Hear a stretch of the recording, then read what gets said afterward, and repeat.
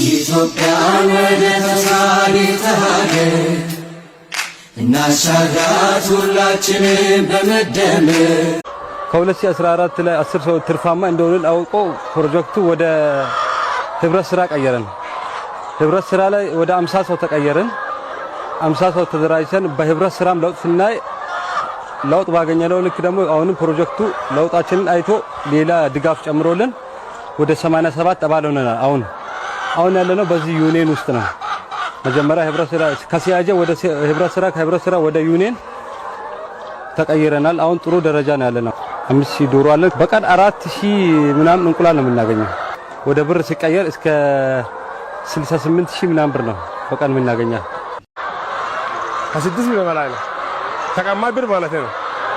ይሄ ሳይጨመር ይሄ ቋሚ ንብረት ሳይጨመር ከዚህ ጋር ስንልማ ወደ 20 ምናምን ምን ምገባ ይሄ ወደ 18 ምን በላይ ነው። ገበያ ለማረጋጋት ለዩኒየን ማለት ነው ከተማ ላይ ሸማቾች አሉ። ለነሱ መነሻ ላይ በ13 ብር ጀምረ እስከ 15 ብር ይችላል። በዚህ ሰዓት ትንሽ መኖ ስለተወደደ 17 ብር ይችላል።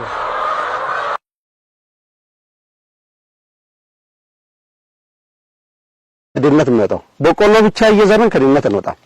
ይሄን ደግሞ ክልሉ ላይ ያሉ ቅመማ ቅመም ላይ የንብ ሀብት ልማት ላይ የዶሮ ኢኒሼቲቭ 5-10-25 ላይ የእንስሳት ልማቱን አንድ የተሻሻለ ደረጃ እያያዘን የምንሄድ ከሆነ ከድህነት የምንወጣበት ጊዜ ቅርብ መሆኑን ባለፉት የለውጡ ዓመታት የተሰሩ ስራዎች አንዱ አበረታች ማሳያ ናቸው።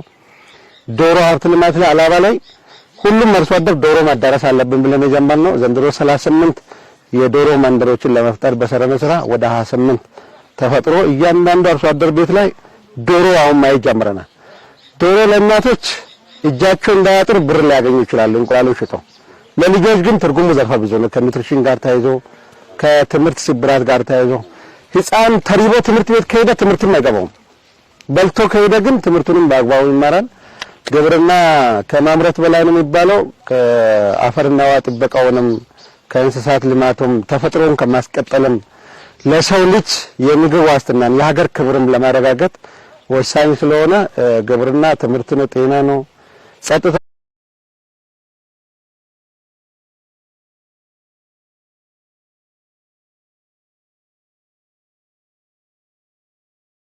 ኢትዮጵያን ወደ ተሳሪተ ሀገር እናሻግራት ሁላችንም በመደመር